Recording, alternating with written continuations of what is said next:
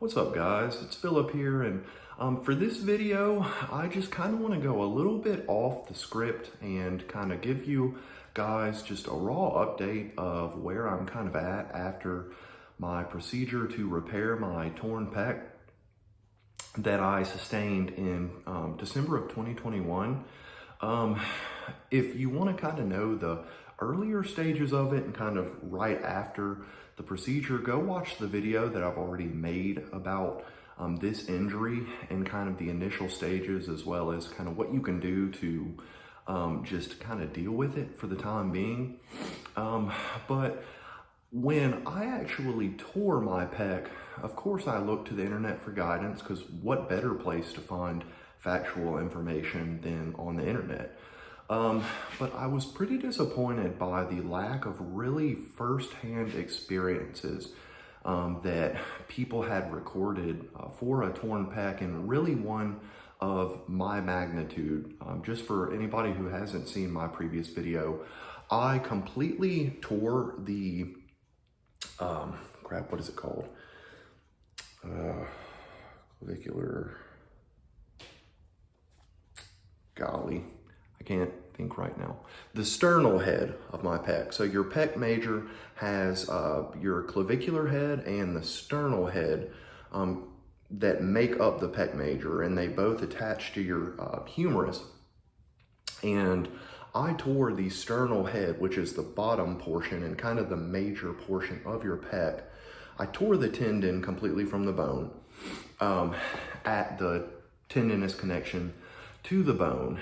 And so I saw some videos on kind of partial pec tears, but none for a complete pec tear like that, and kind of what happened. So I'm really making this video and future videos about my occurrence to help anybody in the future that might suffer a pec tear kind of that nature, and just give you experiences from me to kind of help you know kind of what you're in for. So right now I am about 7 weeks post-op, so almost 2 months.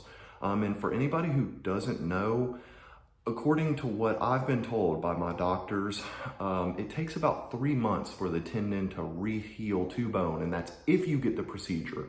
If you don't get the procedure to reattach it, it will not reattach itself naturally. So you have to get the procedure to have it put back onto the bone through anchors, and it takes about 3 months from the time of that procedure to actually grow the tendon back onto the bone. And at that point you can start doing some exercises. So I'm about 7 weeks, almost 2 months post-op, and I'm not wearing my sling anymore.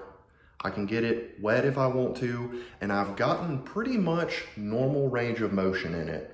And it's coming back, and I'm pretty happy. I've actually not lost too much size, so, or maybe I have, and I'm just, I haven't seen my arms in, a couple of months from working out. But so I have full range of motion. I'm starting to do some very light banded loading exercises against my pec to the full range of motion.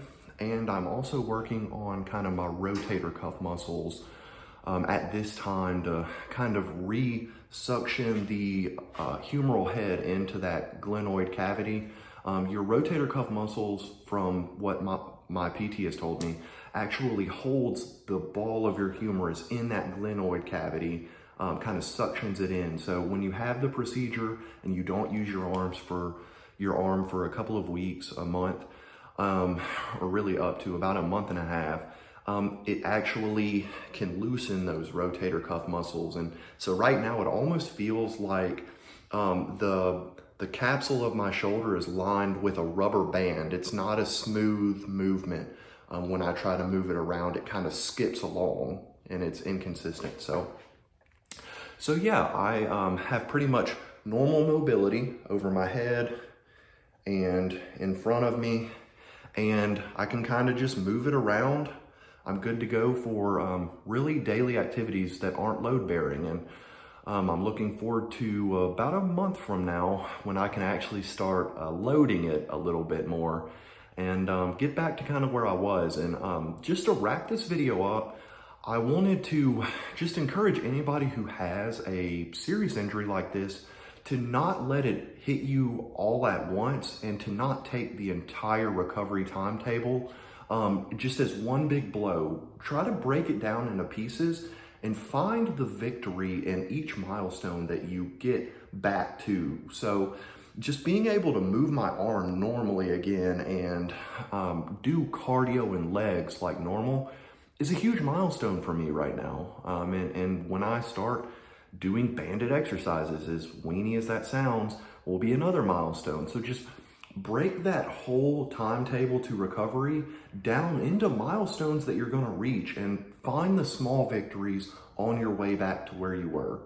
So I hope this helps, and I'm going to probably upload another one when I hit another major milestone, maybe 3 months or a little bit after, to kind of show you guys what I'm able to do workout wise.